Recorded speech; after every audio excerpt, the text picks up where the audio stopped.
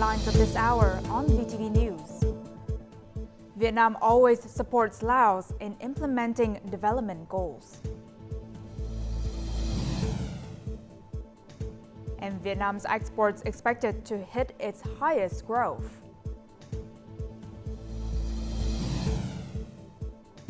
In our world news, conflict escalates rapidly in Syria.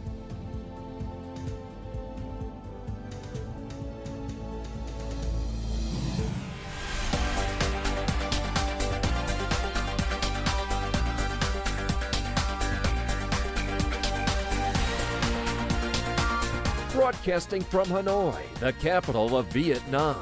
VTV News starts right now. Good morning. It is 8 a.m. local time in Hanoi, and you're watching VTV News. I'm Huyen Tan with the top stories. On Friday, Party General Secretary Tô Lâm hosted a reception in Hanoi for Bun Thong Chip Mani, permanent member of the Lao People's Revolutionary Party Central Committee's Secretariat and State Vice President of Laos. The Lao official informed the Vietnamese leader about the recent situation in Laos and sincerely thanked the party, state, and people of Vietnam for always providing great support and assistance to the party, state, and people of Laos. He affirmed that Laos will do their best, together with Vietnam, to preserve and nurture the special solidarity between the two countries. The Vietnamese leader expressed his joy at the increasingly good development of the special solidarity between Vietnam and Laos. He hoped that the two sides would continue to strengthen cooperation for mutual development for the benefit of the people of the two countries, contributing to peace, stability, and development in the region and the world.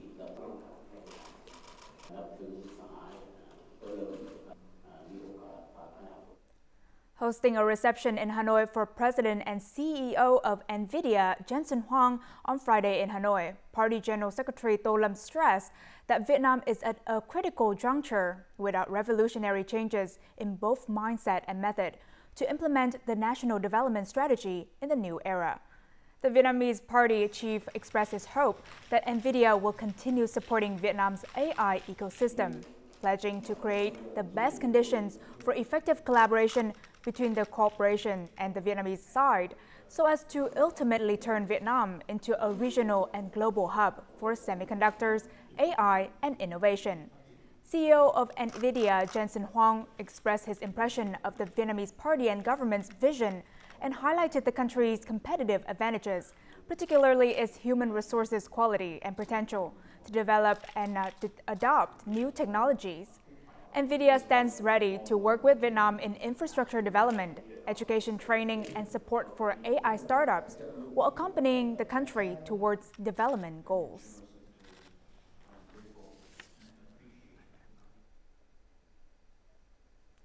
On Friday afternoon, Party General Secretary Tô Lâm met with global scientists who traveled to Vietnam for the 4th VinFuture Award ceremony. More in the following.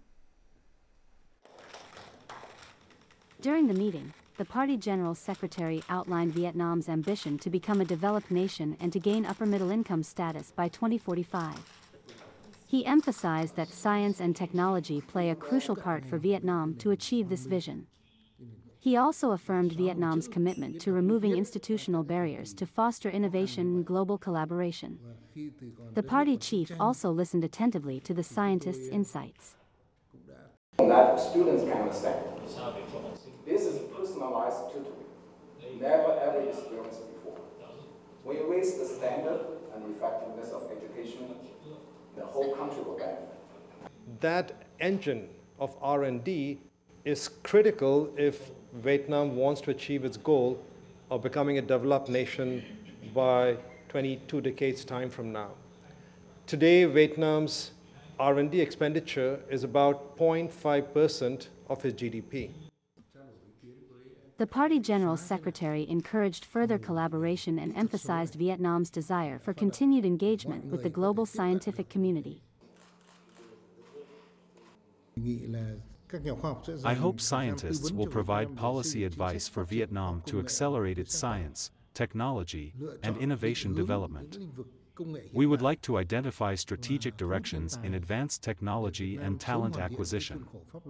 I hope you, and also other scientists, support the establishment of a Vietnamese AI ecosystem and a large regional data center that reflects Vietnam's culture, history, and developmental aspirations.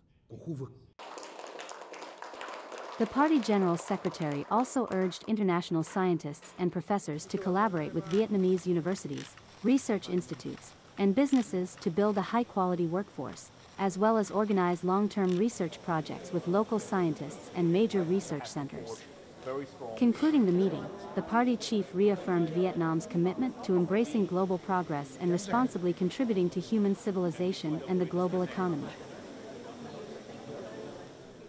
Vietnam always attaches importance and gives the highest priority to the Vietnam-Laos special solidarity, State President Luong Công told Bun Thong Chip Mani, permanent member of the Lao People's Revolutionary Party LPRP Central Committee's Secretariat and State Vice President of Laos. Hosting a reception in Hanoi on December 6 for Bun Thong, who is on a working visit to Vietnam, State President Luong Công congratulated Laos on its 49th National Day, as well as important and historical achievements that the party, state, and people of Laos have achieved after nearly 40 years of reform. State Vice President Bun Thong informed the host about the good results of his visit to Vietnam and shared about the situation in Laos, especially the preparations for the 12th National Party Congress. State President Luong Công affirmed that Vietnam is ready to support and help Laos in the cause of national construction and development, and hoped that the two countries will closely cooperate and support each other to successfully accomplish the Congress's resolution of each party and successfully organize the Party National Congress for the new term. Bidding should not be used as a safe haven for corruption and negative phenomena. Prime Minister Phạm Minh Chính sent a clear message while chairing the 15th meeting of the State Steering Committee for Key National Transport Projects on Friday. The hybrid meeting linking with 44 cities and provinces housing key national transport projects focused on the progress of 40 critical projects encompassing 92 sub-projects in roads, railways, and aviation. These include expressway ring roads in Hanoi and Ho Chi Minh City, urban railroads, and airports. The Prime Minister, who is head of the committee, asked ministries, agencies, and localities to ensure that these projects meet high standards of quality and progress, bring them into use as soon as possible. The government leader also assigned specific tasks to relevant ministries and localities to guarantee smooth implementation of the project. National Assembly Chairman Trần Thanh Mẫn, his spouse, and a high-ranking delegation of the Vietnamese legislature arrived in Nagasaki Prefecture, Japan on December 6, continuing their official visit to Japan. Receiving the governor of Nagasaki Prefecture and the mayor of the city, National Assembly Chairman Trần Thanh Mẫn affirmed that Vietnam always considered the cooperation between the two countries an important and effective cooperation channel to promote economic, trade, and employment connections. The National Assembly Chairman appreciated Nagasaki Prefecture for granting scholarships and creating conditions for Vietnamese students to study and research in Japan, and for having friendly relations with Quảng Nam Province and Da Nang City, emphasizing that Nagasaki has great potential in manufacturing industry, high technology, clean energy, areas in which Vietnamese enterprises and localities wish to promote cooperation. The governor of Nagasaki Prefecture and the mayor of the city believe that the relationship between localities and the Vietnam-Japan relationship will be strengthened through the visit of the National Assembly Chairman, emphasizing that this is an opportunity for the delegation to learn more about the process of overcoming the nuclear disaster and developing Nagasaki Prefecture. With over a 14% increase over the past 11 months, export activities have remained a critical driver of economic growth, contributing to a trade surplus exceeding $24 billion. And this achievement highlights the growing value of made-in-Vietnam products in the global market. Bamboo and wood products have met the stringent environmental standards of key markets, including the US and Europe. It is thanks to denaturation technology. This process alters physical properties of bamboo and wood in sustainable and eco-friendly ways through advanced technological boilers. This innovation is expected to earn millions USD from activated carbon and carbon credit sales. We anticipate selling carbon credits in 2025 with an estimated value of up to $11 million US. Our profile has already been listed in the U.S. Carbon Credit Certification Agency VERA office and is under review for approval. Now, with this technology, scientists estimate their value could increase by 20 times. This is seen as a transformation for the region. Vietnam's trade surplus of over $24 billion this year has been largely driven by processing and manufacturing, which account for 2/3 of total export turnover. This underscores significant advancements in the quality, technology, and value of Vietnamese products. For the first time, domestic enterprises have contributed a higher export turnover than foreign invested companies. It reflects a strong recovery in the domestic manufacturing sector. Vietnam's current trading turnover has surpassed the $715 billion mark. The expectations show that the trading turnover can reach $800 billion by year's end. Enhanced production capabilities and a higher proportion of green and environmentally friendly materials are paving the way to global markets. Coming up next on VTV News. Vietnam is ready to master artificial intelligence.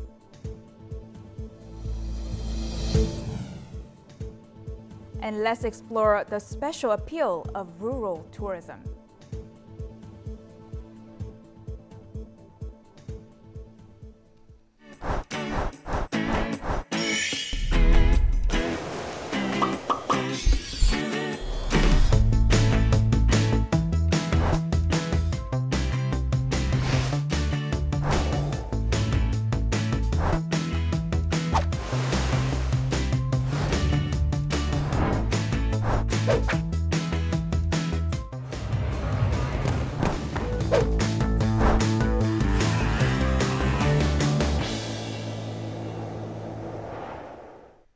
Welcome back to VTV News. NVIDIA Corporation will establish an Artificial Intelligence Research and Development Center and an Artificial Intelligence Data Center in Vietnam, making Vietnam one of the 3 global artificial intelligence research and development centers of this corporation. This is the first result from the cooperation agreement between the Vietnamese government and the corporation. Our VTV reporter interviewed the founder and CEO of NVIDIA Corporation, Mr. Jensen Huang. Take a look. As you said, today is the birthday of NVIDIA in Vietnam. So could you share more about your plan and the next step in Vietnam? I went to visit NVIDIA's headquarters in Vietnam today, and we have 150 people there already. Welcome, NVIDIA Vietnam. From here, we have to do those 3 things that I mentioned. Build AI infrastructure. We have partners here that we need to work with to build the AI infrastructure. Viettel, for example, is working very closely with us to create the AI cloud for Vietnam. Once we have the AI cloud, then researchers and students and startup companies will now have an infrastructure, a computing and AI infrastructure to build their companies or do their research.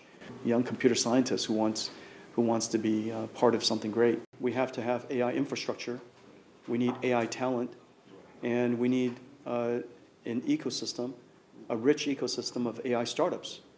And all of those things are initiatives that Prime Minister Chin very much believes in, and believes that this is a great time for Vietnam AI.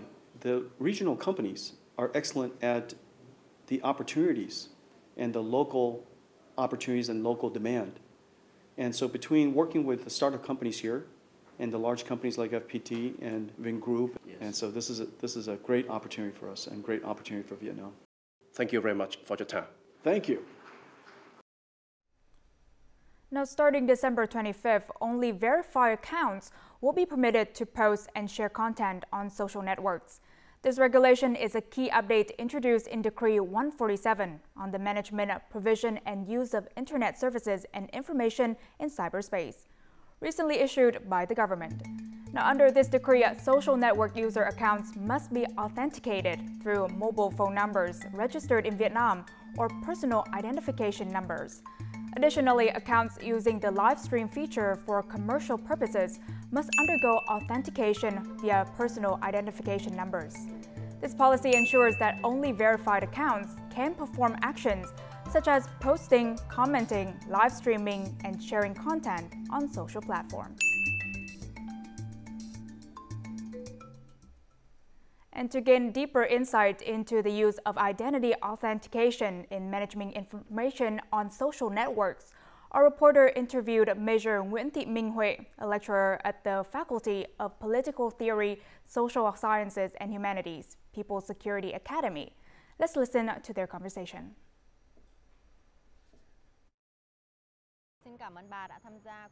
Thank you for joining us today.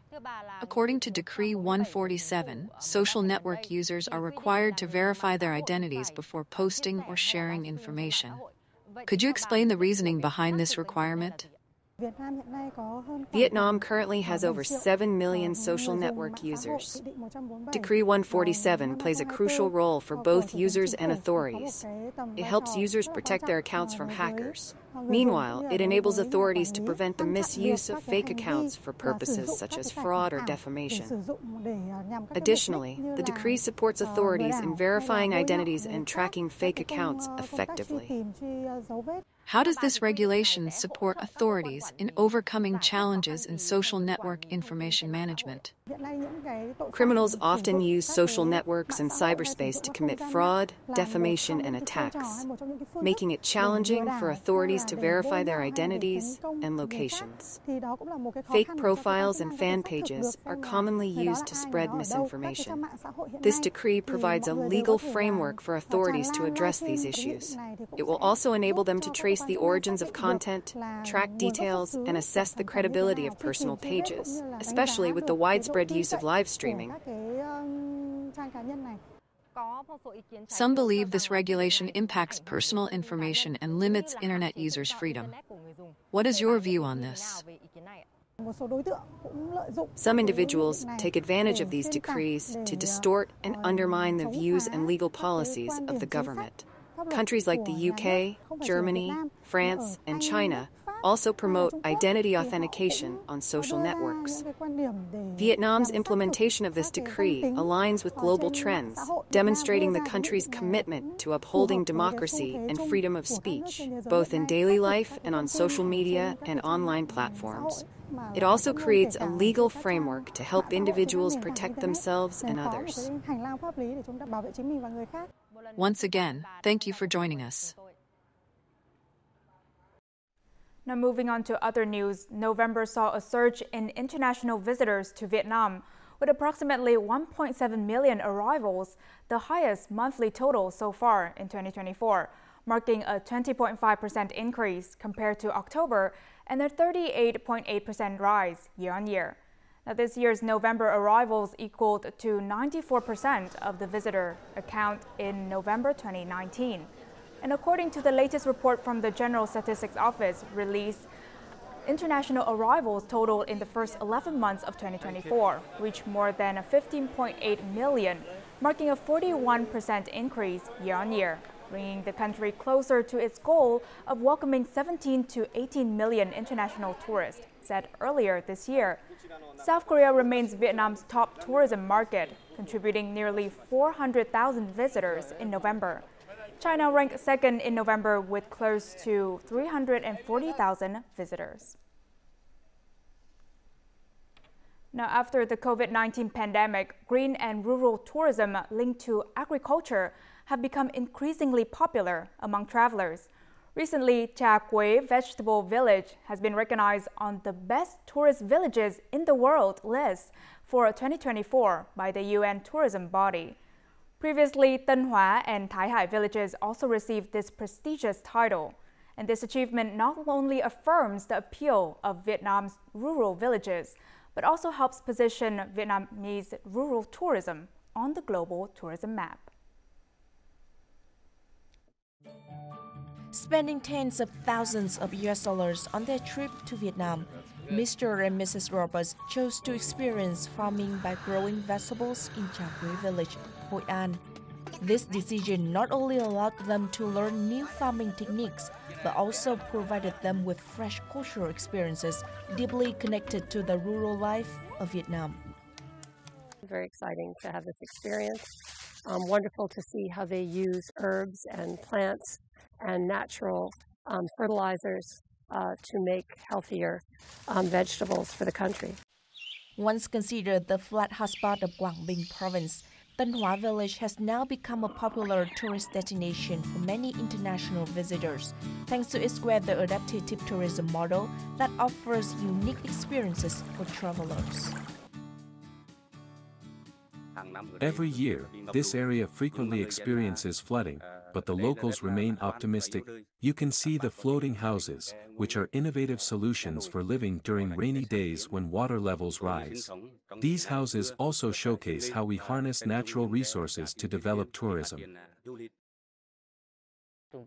We also work closely with the local community to attract customers to homestays and dinner services. The total annual income of the locals from accommodation is about $48,000. Additionally, income from service staff is around $190,000.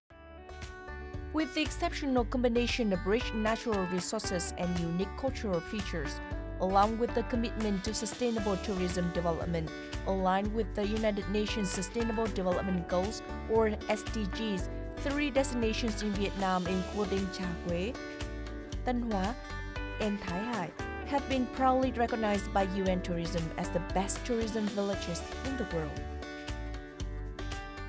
Considering that we have more than 160 member states and that Vietnam has privileges, I think that's a very, very good result. Really become an example in terms of how tourism can be a tool for driving development in a sustainable way and in an inclusive way. UN Tourism First Conference on Tourism for Rural Development will be held from December 9th in Quảng Nam, with more than 300 delegates from 50 countries around the world. This is considered a golden opportunity for Vietnam's tourism industry to promote its image, brand, and most importantly, showcase the potential and strength of rural tourism to the global community. Coming up next in our world news. Conflict escalates rapidly in Syria.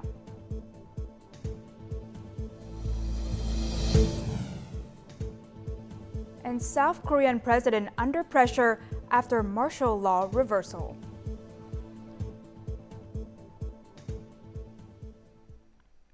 Now moving on to our world news, the situation in Syria is becoming increasingly tense.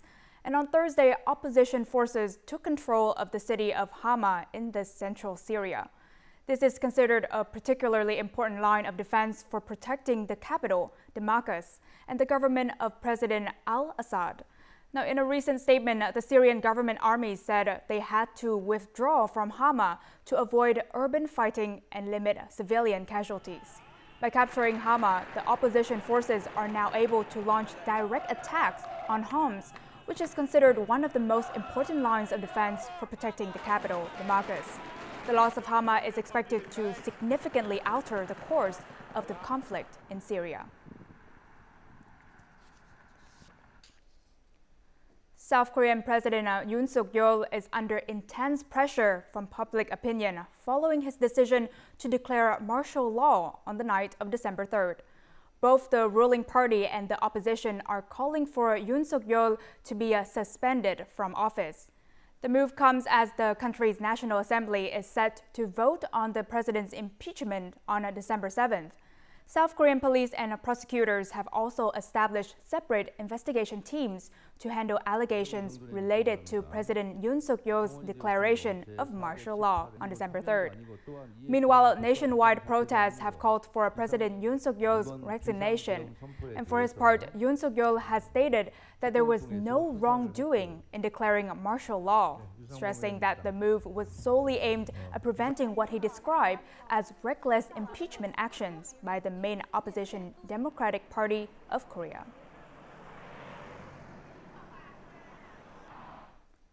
The U.S. National Aeronautics and Space Administration, NASA, announced a delay in its plans to return to the moon due to technical problems with the Orion spacecraft on Thursday. Specifically, the Artemis II mission, which will take astronauts around the moon, will be postponed until April 2026. Artemis III, the mission to send the first woman to the moon, will be postponed until mid-2027. The delay is due to issues with the Orion capsule built by Lockheed Martin, including a worn heat shield and an electrical system that does not meet standards. NASA affirms that the safety of astronauts is its top priority, and the mission will not proceed once all conditions are met. Conservationists in England are spearheading a nature restoration experiment in North Yorkshire, moving a fungi-rich soil from an ancient woodland to a newly established site. The project aims to reintroduce missing fungi species integral to tree health and soil sustainability, potentially informing forest management practices.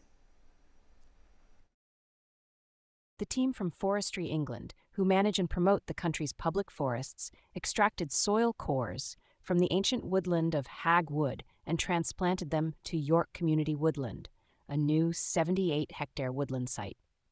The cores harbor up to 300 essential fungi species, forming symbiotic relationships with trees and indicating a resilient ecosystem. However, environmental DNA sampling has shown these fungi are absent from many new woodlands. So we're moving soil cores from the ancient woodland to the woodland creation site, and within that there'll be a whole community of fungi, and some of the most important ones are the mycorrhiza. So the mycorrhiza are those that are symbiotic with trees, helping trees grow, providing them with nutrients, as well sometimes an immune system as well. The experiment is focusing on fungi that form symbiotic relationships with plants, and that those fungi offer trees nutrients and sometimes even immune systems. So fungi help trees to grow, they make them more resilient to extreme weather events. So this is all about the resilience and future biodiversity of the site. If successful, the method could be used as a blueprint for tackling soil degradation in the future. So we've got to actively intervene to restore soil health from pristine or really healthy biodiverse sites. So this technique could be really important globally for biodiversity restoration and the health of our soils. Now, as usual, let's move on to the weather forecast.